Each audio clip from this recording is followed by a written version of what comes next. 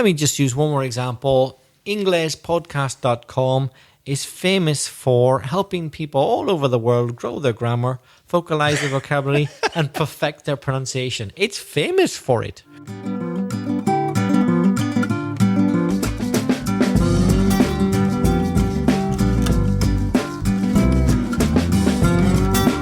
Hello, and you're very welcome to the latest episode of Aprender Inglés con Reza y Craig. My name's Craig. And I'm Reza.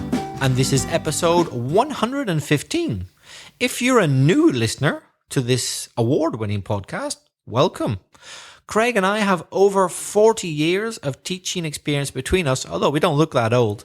And we'll help you improve your English and take it to the next level. Oh, yes, we're going to grow your grammar, vocalize your vocabulary, and perfect your pronunciation. And in this episode, we're going to help you revise and practice prepositions that are commonly found after some popular adjectives. Now, we started speaking about prepositions last episode, verbs plus prepositions.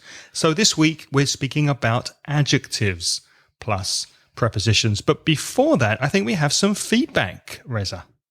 Yes, we have some feedback from Gabi from Peru. Let's listen to Gabi. Gabi's an English teacher working with accountants in Peru. So here's Gabi's voice message.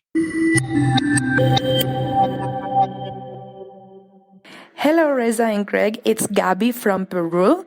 I've been listening to your amazing podcast for like 5 months already. Well, I'm an English teacher here, and nowadays I'm working with 3 accountants. So I would love you guys to give me some help with the most useful expressions and the right way to use them for them, you know? Anyway, I love teaching English, especially if my age group is adults.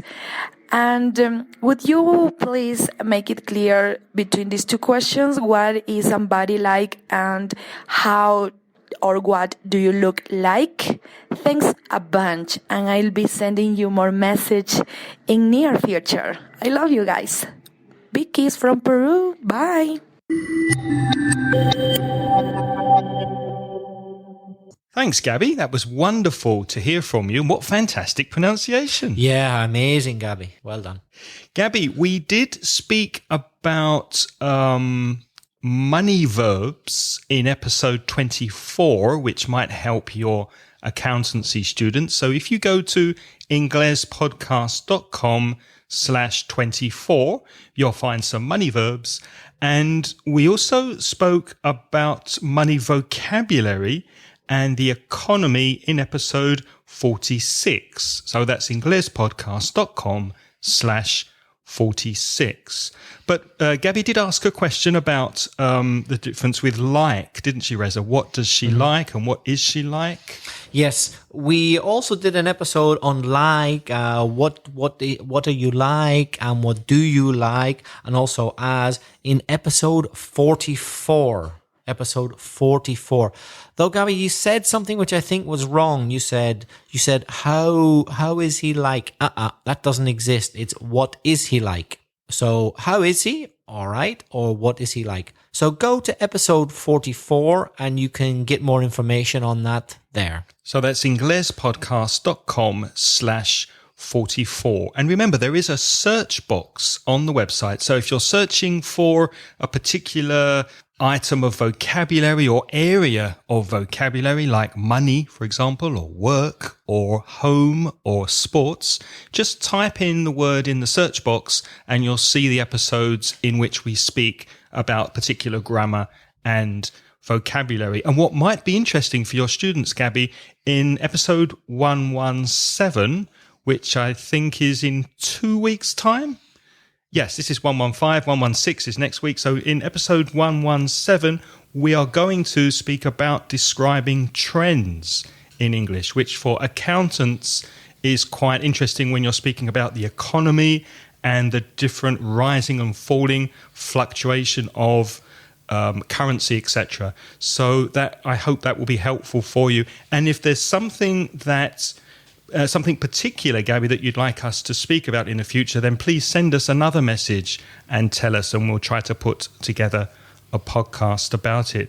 I liked your expression, thanks a bunch. That was very nice. So thanks a bunch to you, Gabi. We love you too, and thank you very much for your voice message.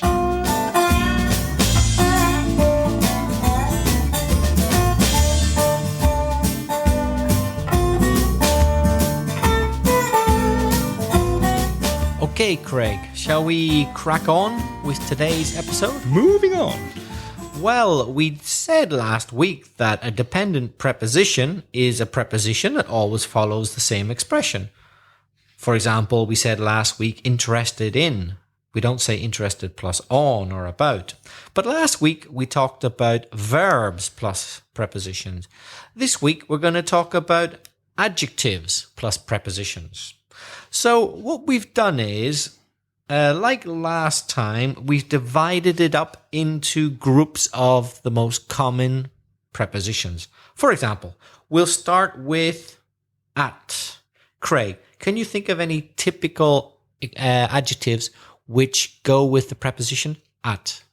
Well, there's obviously good at and bad at. That's very common. For example, I'm quite bad at sports. I'm quite bad at tennis. I'm bad at other sports. You're good at podcasting, though. Thank you very much. And you're very good at podcasting too. And you're good at playing the violin. I'm not sure about that. And you're good at French. What adjective would you use for? Am I good at? Would you agree with the adjective good at timekeeping? I wouldn't say that. No. I would say you're punctual.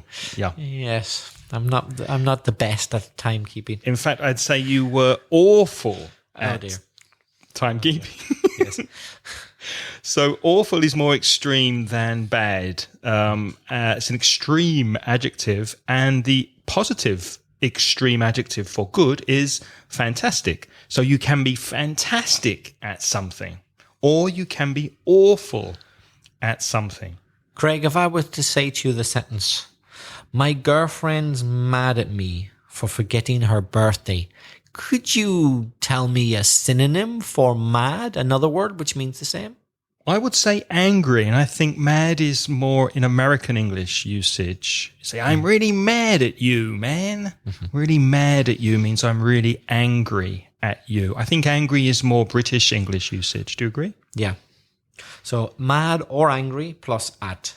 So we have good at something, bad at, fantastic and awful at something, and mad at someone or angry at someone. Let's move on to about, which is a common preposition which goes with adjectives. For example, Craig, let me ask you, is there anything you're excited about at the moment?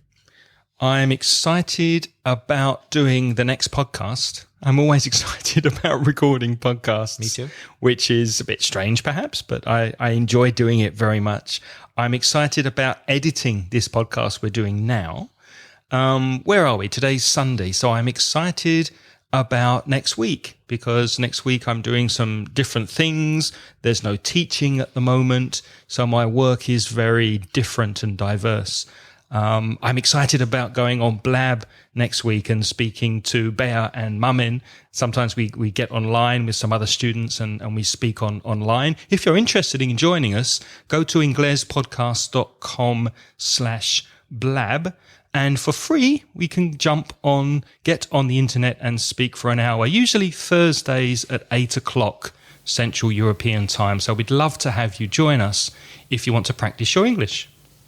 And Craig, is there anything you're sorry about? Is there anything I'm sorry about? Ooh, that's put me on the spot. I can't think of anything. I could give you just an example. Mm-hmm. I'm sorry about making you a bad cup of coffee. Can you think of a better example? I'm sorry about not studying more when I was at school. It's too late now. Yeah, I am too, actually. Now that you mention it, I'm sorry about not staying longer in education. But I'm not sorry about the travelling I did. I'm really pleased and happy with the traveling. So you could also say sorry for, can't you? You can say sorry about something or sorry for something. Like I'm sorry about or I'm sorry for always arriving late at Craig's house. Sorry about or for. What about crazy about or mad about, which means you could like something very, very much. For example, I'm crazy about chocolate. That's my favorite food. Is there any particular food or drink you're crazy about? Me, I'm crazy about cool beer in the summer. In the winter, not so much, but I am mad about a good cold beer in the summer, I must say. So your drink of choice in July in Valencia, is it a beer when you go out? Yeah. No wine for you or any other spirits? Occasionally a white wine, but beer seems to hit the spot. What does hit the spot mean? It does what you want it to do. I'm mad about a nice cold beer in the summer. Now, a minute ago, we mentioned mad at someone. For example, my girlfriend's mad at me for forgetting her birthday. But mad about is not the same. Different preposition, different meaning. If you're mad about something, crazy about something, that means you love it. And if you're mad at someone, that means you're angry at someone. So different preposition, different meaning. Good point. So you're mad at a person, but you're mad about something. So you could be mad about skiing, which means you really, really like it. Another adjective that goes with about is happy. So you can be happy about something, or the opposite, unhappy about something. For example, she wasn't very happy about her exam result. Is there anything you're happy or particularly unhappy about at the moment? Well, as I said, I think in the last episode, I am particularly happy about my exam result. Your French exam, yeah. I wasn't sure if I'd pass, and I did. Mm-hmm. So I'm rather happy about that. So I guess, you're really enthusiastic about continuing with French after the summer. Maybe. You're right. Bien sûr. I am going to continue it next year. When do your lessons start again? October. Mm-hmm. October. So you have a break to cool rest. Down, but I'm very enthusiastic about getting back in October to restart. How was the listening? Because you were a bit concerned about the listening part. That was my lowest mark, but it was still a pass. Mm-hmm. And I was quite pleased I got a high mark in writing. Good. And my speaking was okay. That listening, isn't that ironic? Here I am recording a podcast and my listening was low. You know why? I know why. Yep. Tell them you do know why. You don't listen to any French podcasts. I know. I don't listen to podcasts in French. And look, I got a bad result. Craig warned me. He said, you must listen to more podcasts. And I didn't. I was that busy making my own English podcast. And as a result, I got a bad French listening mark. Eesh. Actually, I started to listen to a couple of podcasts in Spanish about podcasting. I'm really enjoying them. And at first, it was not very comfortable. And I understand, now I'm listening to Spanish podcasts, I understand the frustration of our students listening to podcasts in English. Because after a few minutes, I disconnected and I stopped listening. Yeah. My mind just wandered and went away, and I had to keep concentrating on the Spanish and coming back to the podcast. But that now with some practice, it's getting a lot better, and I'm concentrating for longer time. So I sympathize with you when you listen to English podcasts, but if you do it very, very quickly, you'll find you're improving your listening, which is what I suggest Razor do during the summer. Yeah, we could say the saying in English, do as I say, not as I do. In other words, I keep telling you listeners to listen to podcasts, and then I don't listen to them myself for French. And look what happens. I get a bad result. Do as I say, not as I do. I've got 3 words to say to you. Told you so? No. Coffee Break French. That's right. Coffee Break French by Mark Pendleton. Very good podcaster. He will improve your French for you. I will.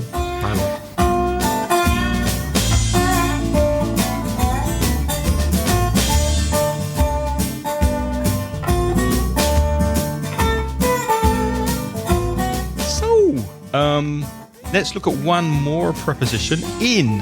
So interested in, which was the example we gave at the beginning of the podcast.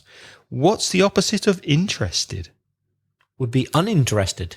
Same preposition, uninterested in. So what are you interested in at the moment?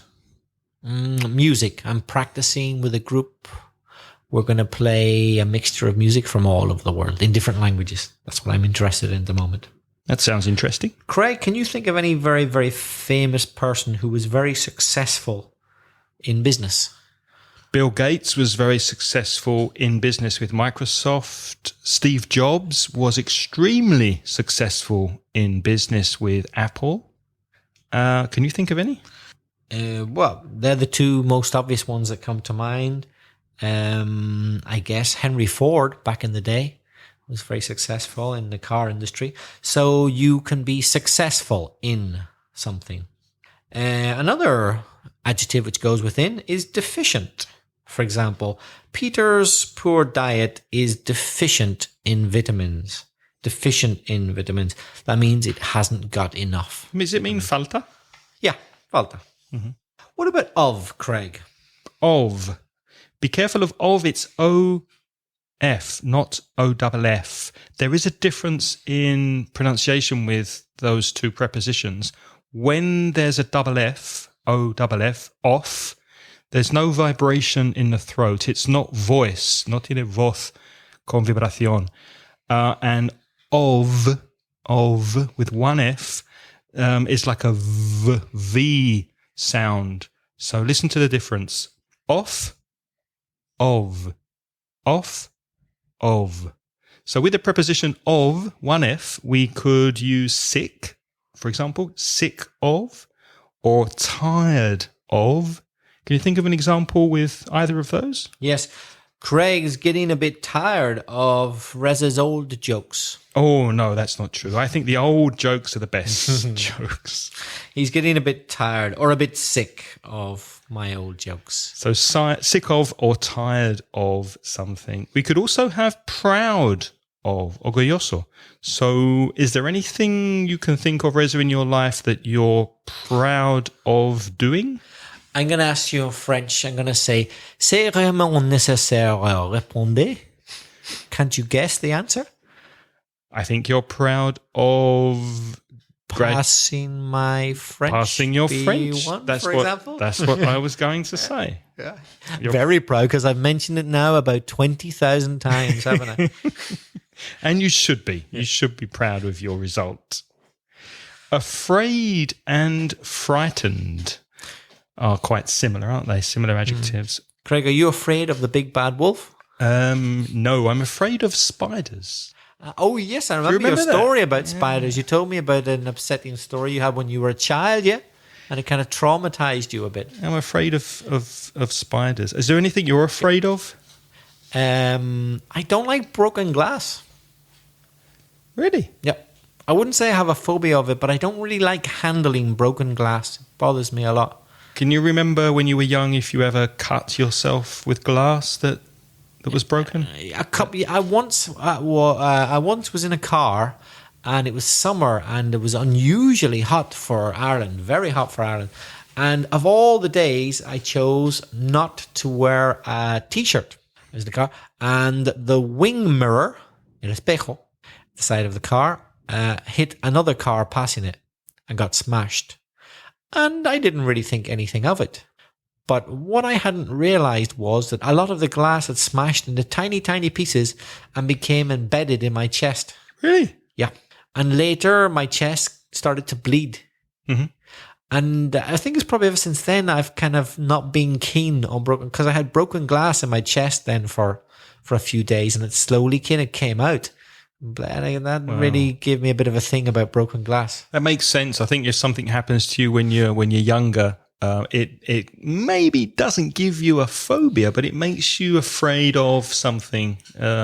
Definitely makes an impression. Yeah. Mm-hmm. Craig, what about more with of? Do you think it's typical of anyone you know to cancel at the last minute? Typical of anyone. John sometimes cancels at the last minute. There'll be our friend John. Sometimes he'll phone and say, I'm sorry, I can't make it.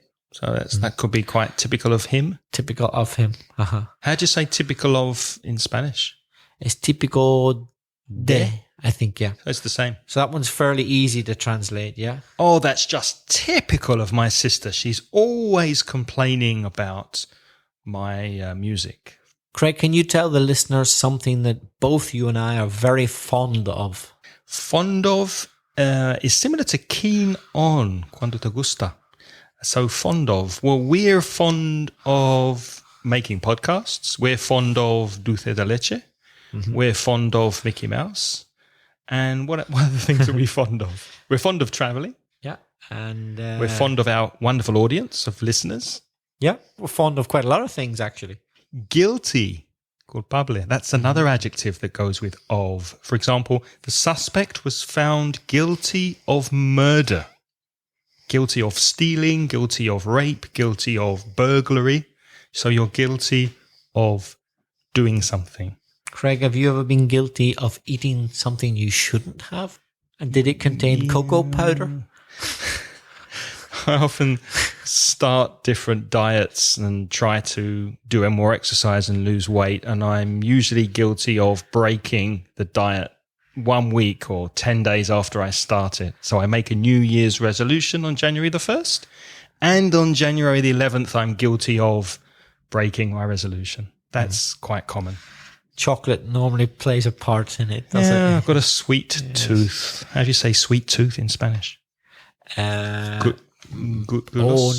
Goloso. You're goloso. He has a sweet tooth. He is goloso. I'm very goloso. I'm a goloso kind of person. Let's move on to with. I think there are one or two adjectives that we can use with.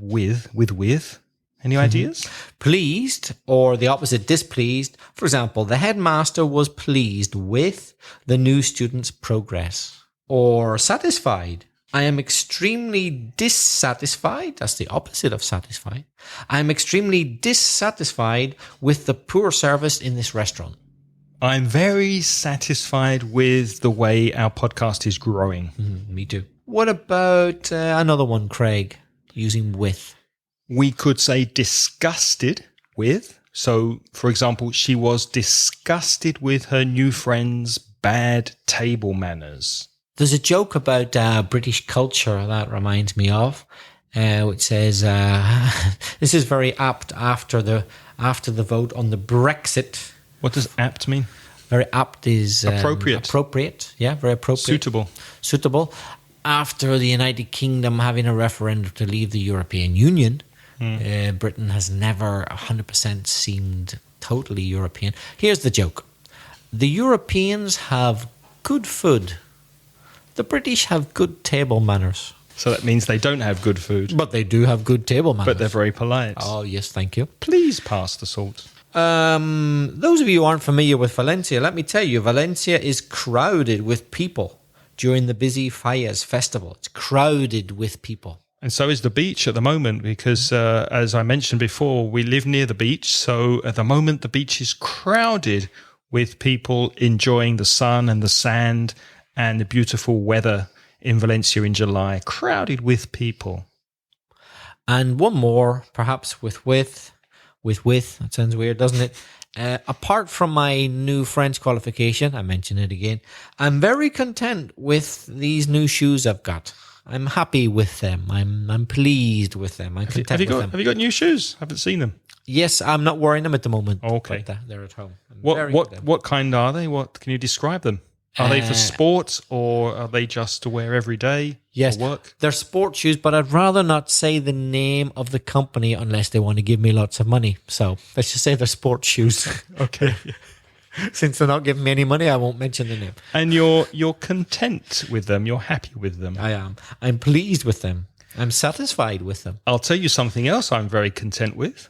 I'm very content with our sponsors, italki, who have been sponsoring us from pretty much the beginning. They've been sponsoring us now for nearly 2 years. Yes. And unlike the makers of my sports shoes, I'm happy to talk about italki.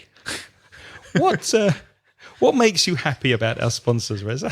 Well, that's different from your shoes. Well, italki, apart from very kindly sponsoring us, I can tell you that as someone who's used the website, it really works.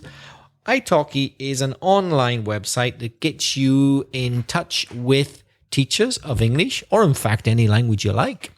And obviously it's very convenient because you can do it from home. You look at a teacher's profile, their experience, compare them to other teachers, see how much they charge, and choose the teacher you want with the timetable that you want. And it's very easy. All you need is Skype, find a teacher, and get cracking. In fact, if you join through the EnglishPodcast.com website, italki will give you 100 free credits to get started, which should be enough to buy you your first lesson. So for convenience and for professionalism and for sheer variety, we very happily recommend italki. And it doesn't matter what shoes you're wearing. We want to say thank you to italki for sponsoring Aprender Inglés con Reza y Craig. So let's look at the preposition to. Reza, can you think of any adjectives that could go with preposition to? Indeed, the EU, the European Union, may have to get used to the British no longer being a member soon. So that's used to get used to, acostumbrarse. Mm-hmm. So that's preposition to. It's not infinitive to. So used to is one thing, but to be or to get used to is another thing.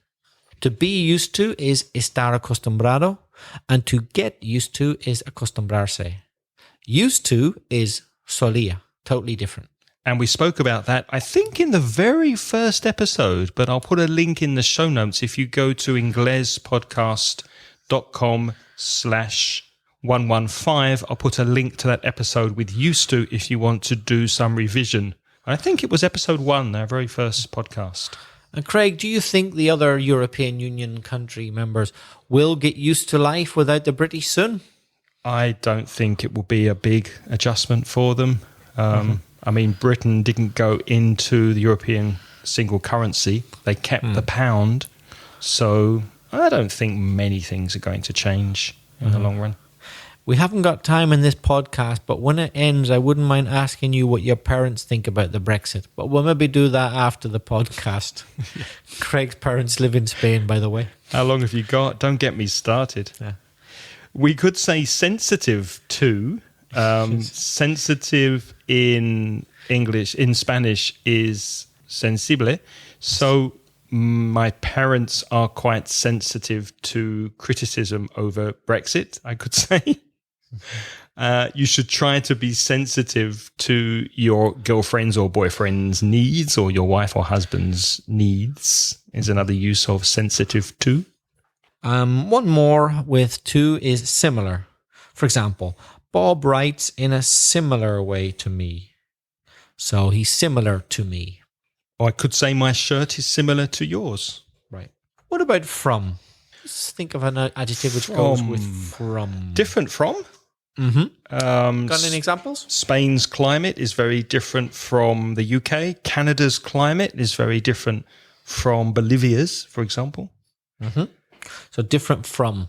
I think it's a typical Spanish mistake to say different plus to. Mm-hmm. I think I've heard that a lot. I've heard it so much that it begins to sound right. Yeah, I know. I think it is wrong technically, but I've just heard it so much now. But I'm sure if you Googled in English different to, you would find uses on the internet of different to. Yeah. A good way to check prepositions, if you're not sure, is to write the adjective, verb, or noun with a preposition in quotation marks, in inverted commas, and then Google it and compare the results. For example, if you Googled different to and then Googled different from would have more results. So it's probably the more correct preposition to use. And another thing, when you Google though, it's very important to Google in English Google, not Spanish Google, because very often with Spanish Google, they think the wrong thing is right. So Google it under google.com in English or google.co.uk. Don't use Spanish Google because it accepts the wrong thing. Because Spanish Google is different from English Google.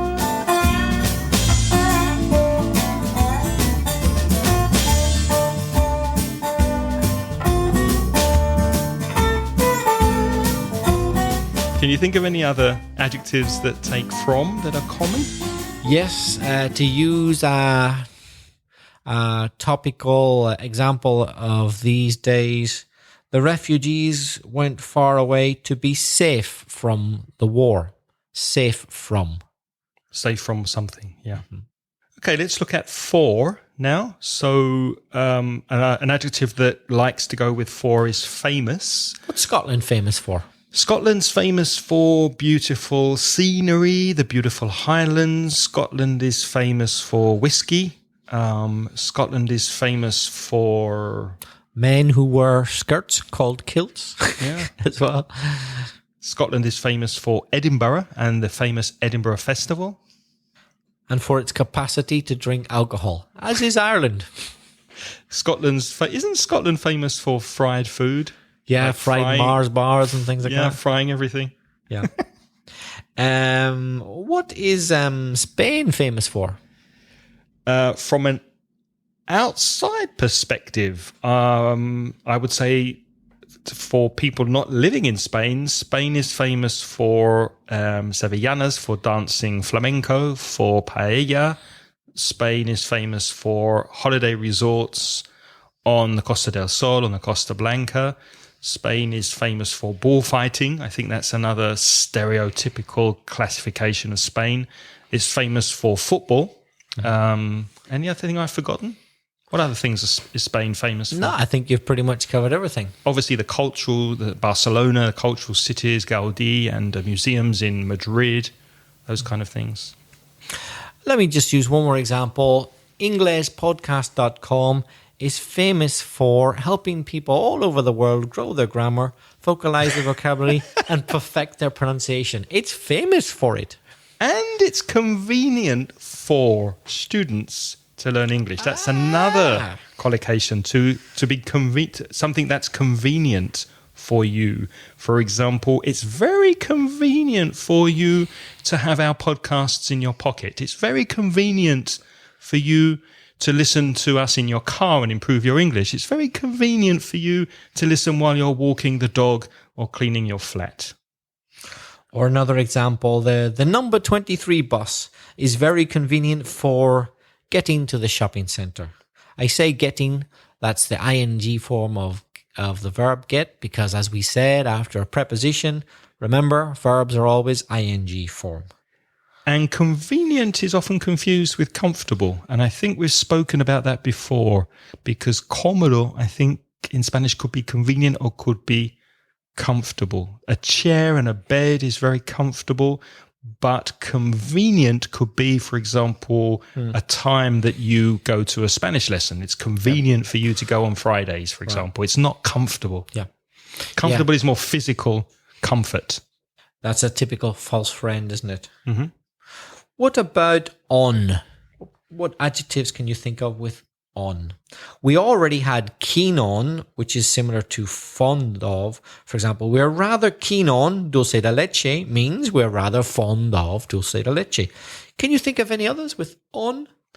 There's intent on. For example, the terrorist in France recently was sadly intent on causing destruction. He was intent on murdering as many innocent people as possible. To be intent on doing something. Tener intención. And now it's your turn to practice your English. Do you have a question for us, for Reza and I? Do you have an idea, perhaps, for a future episode? Next week, we're going to speak more about prepositions, dependent prepositions, in particular nouns followed by a preposition.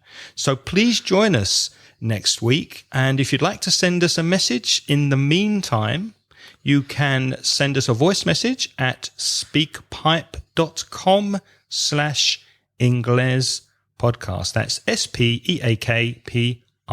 pe.com/Ingles podcast. If you prefer to send us an email, you can send an email to me, Craig, at inglespodcast.com.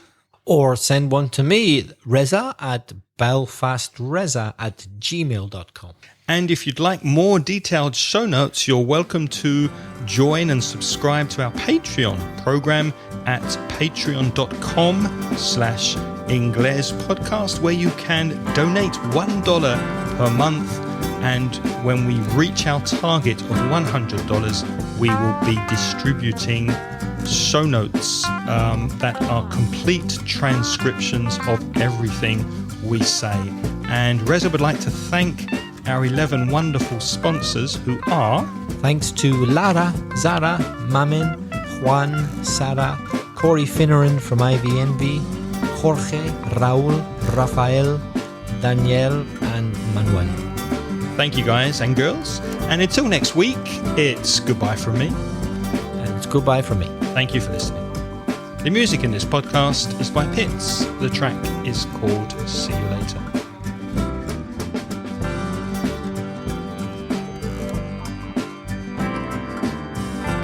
Hello, and you're very welcome to... Aprender Inglés con Reza y Craig. My name's Craig. Sorry, I worked that up a bit.